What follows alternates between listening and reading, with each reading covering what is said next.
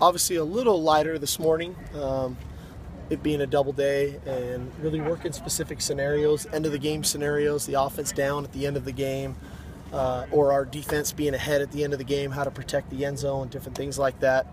It was great to see Andre Hadari rebound. I was trying to ice him there at the end and make it as hard as I could, and he made the big kick there to win it. But that's what, when we go to double days, hopefully that gives you a little bit of an idea and a sense of one practice is probably a lot more physical and the other practice is a lot more mental. And obviously this morning was going to be physical. I felt like we needed to do that tonight to give our guys a little bit more time to get a couple more treatments in. So we flip-flopped the practice schedules and did our special situation stuff this morning. So we'll come out tonight and have a little bit more physical practice. I know it's not scheduled format-wise for you guys to be there, but we'd love to have you guys show up if you want to be here tonight. We just won't do interviews after practice this evening, but you're more than welcome to come and watch and report on it. But all in all, I think we're getting better. You know, it's early in training camp is about just getting your schemes in and getting philosophically done what you want to get done. As you start moving through this thing now, it's those special situations that you never know if they're going to come up or not, but you want to make sure that you put your team in that position to have covered it, so that you can go back and rely on it if it does occur with it throughout the season. So that's kind of what we were doing today. The big question going into the August has been the offensive line. Is that coming together as a group? Does it look like? Well, I would say it's not perfect. We'd love to have everybody healthy and going. I'd love to have a totally healthy Jordan Simmons and a totally healthy Andre Walker, or a totally healthy Nico Falla. We're not quite there yet, but we're getting something out of them. I think our young players on the offensive line have continued to improve. Whether it's Toa Lobendon or Vianney or Damian, I think those guys have gotten a lot better. I think Chris Brown's gotten a lot better. I just think those guys are continually developing. And I think the leadership of Max Turek and Chad Wheeler has been tremendous. Those guys have been awesome. So all in all, I've been very pleased with what they've done. I think we're running the ball better now than we did in the first couple practices. I think our understanding and our communication has improved, and that's a tribute to Tim Drevno. I think he's a great coach. Again, we're new together, so I'm still learning him. Although we had spring practice, now we're in a training camp, I'm learning Tim. He's a great coach. He communicates really well with his players. He's demanding, and I think our guys are responding to him.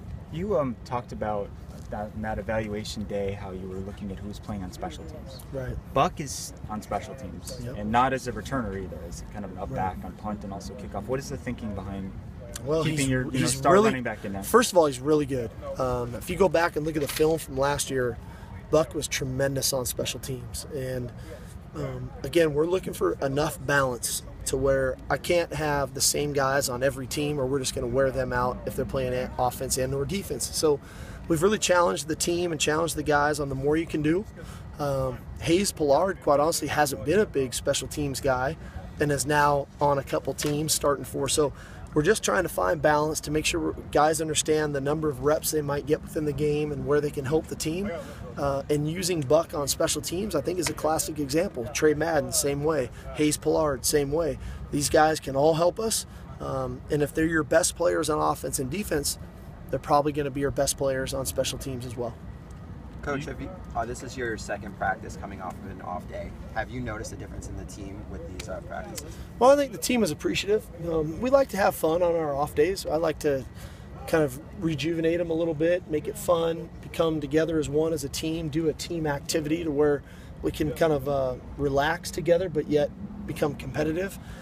Yesterday we did some bowling, did some arcade game type stuff, and it was funny when we first got there. Everyone was a little tired. Everyone was kind of, just took the team picture, dragging a little bit. All of a sudden, we started bowling. All of a sudden, the Papa Shop basketball game started, and guys were trying to rip each other's throats out. So, oddly enough, that's just kind of the team we have. These guys are ultra competitive. They love battling with one another, but that's a great trait. And that's the first thing we look for in recruiting is, are these guys true competitors? Do they really, no matter what we're doing, is it foosball, is it bowling, is it Papa Shot, is it 9-on-7, is it a end of the game scenario? They want to compete, and I think we have a football team full of those players.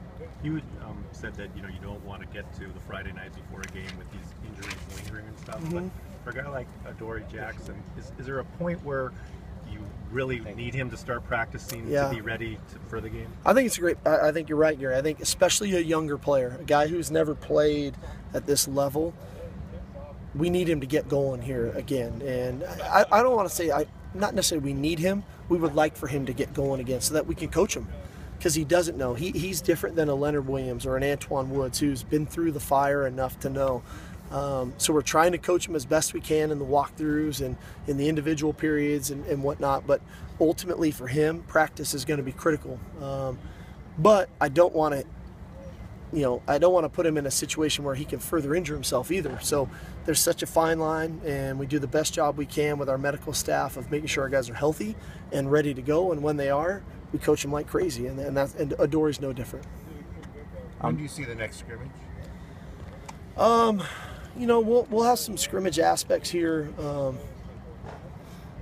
in a couple days. It'll be, again, it won't be full blown the entire time. For us, that it just doesn't make sense to do it, but we're going to have scrimmage aspects. And really, as we start going into practice now, you're going to see it tonight. Everything we do is really specific in what we're trying to get accomplished. We're not just calling plays anymore. We're not just running plays. There's going to be a tight red zone. There's going to be goal line scenarios tonight. So there's going to be scrimmage aspects that will start to bring the game really together for the team. Go ahead. With respect to Wednesday night and maybe camp in general, how do you feel about Cody's play? I think Cody's playing really well. He's got a great feel for what we're doing. The beauty of it for Cody is every time we walk off the field, there's things I can go right up to him and say, Cody, we're going to get better at A, B, and C, whether it's the next practice or tomorrow, whatever it is. And Cody's responded extremely well to all the challenges that we've made to him. And there was plenty of stuff coming out of the other night with the scrimmage format that we said, hey, we got to fix A, B, and C, and that'll make you a better player, which ultimately make us a better team. And he's definitely done that. Let's do one more.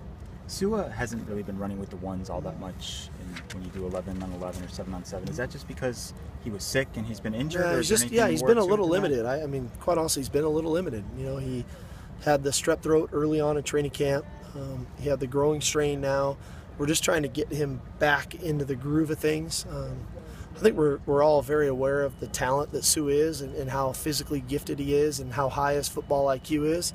We just want to make sure we get him back into the fold and feeling good about his ability. Also, we have to plan for if Sua gets injured, right? If something happens to Sua during the season, what's our plan? What's our contingency planning? And working with Gerald and working with Leon McQuay, I think has had a great camp up until this point, and John Plattenberg, who's had a great camp. So as much as we're getting Sua prepared to get him back into the fold, we're also working on contingency planning, which you never know. And so far, so good for us. Thanks, sir. Okay, guys.